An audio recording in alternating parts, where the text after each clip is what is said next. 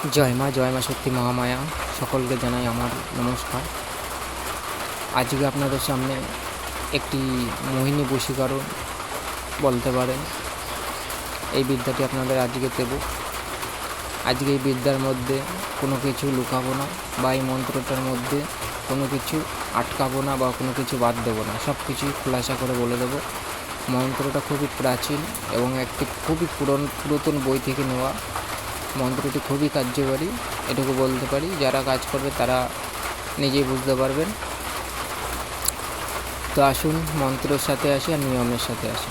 এই মন্ত্রটি আগে 108 বার জপ করে নেবেন। হয়ে গেলে যখন আপনারা কাজে খাটাবেন, সেই সময় আপনারা কি করবেন, দেখা গেল কখনও যদি কোনো নারীর উপরে যদি কাজ করতে যান বা স্ত্রীর উপরে কাজ করতে যান, বিশেষ করে স্বামী স্ত্রীর ক্ষেত্রে ভালো হয়, প্রেমিক প্রেমিকার ক্ষেত্রে ভালো হয়।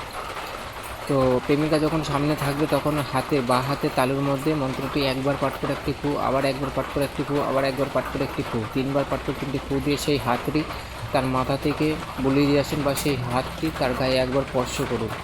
স্পর্শ করার সাথে সাথেই বুঝতে পারবেন, সে দেখবেন আপনার দিকে তাকাবে এবং তার চোখ মুখ একটু অন্যরকম লাগবে, এবং কি সে আপনার দিকে তাকিয়ে আপনার পিছু পিছু আসার চেষ্টা করবে বা আসবে।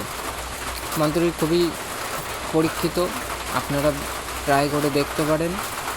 আর এটি আরেকভাবেও কাজ করা যায়, সেটি হচ্ছে পায়ের ধুলোর ওপরে মন্ত্রটি পাঠ করে সেই ধুলোটি তাবিজের মধ্যে ঢুকিয়ে, এবং এই মন্ত্রটি কাগজের মধ্যে বা ভোজপত্রে লাল কালি দিয়ে কাগজের ভেতরে ঢুকিয়ে দেবেন।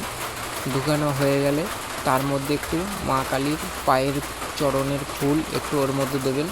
দেওয়া হয়ে ভালো আটকে সেই তাবিজটি নিজে ধারণ করবেন। আরেকটি তাবিজ তার বাড়িতে পুঁতে দেবেন, বা না হলে রাস্তায় বা তার চলাচল পথে পুঁতে দেবেন। এটাতে খুবই কার্যকারী। দুটো নিয়ম বলে দিলাম, আপনারা করে দেখুন। এর মধ্যে কোনো কিছু লুকালাম না।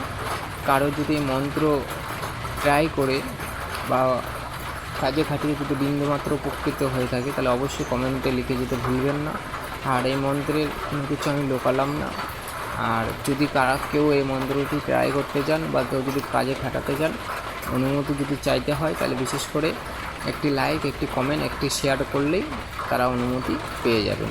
আর নিজ গুরুকে একটু স্মরণ করে কাজে বসবেন। যখনই কাজে বসবেন নিজ গুরুকে স্মরণ করবেন। সে গুরু যদি না থাকে, শিবকে স্মরণ করতে পারেন, বাবা গৌরনাথকে স্মরণ করতে পারেন।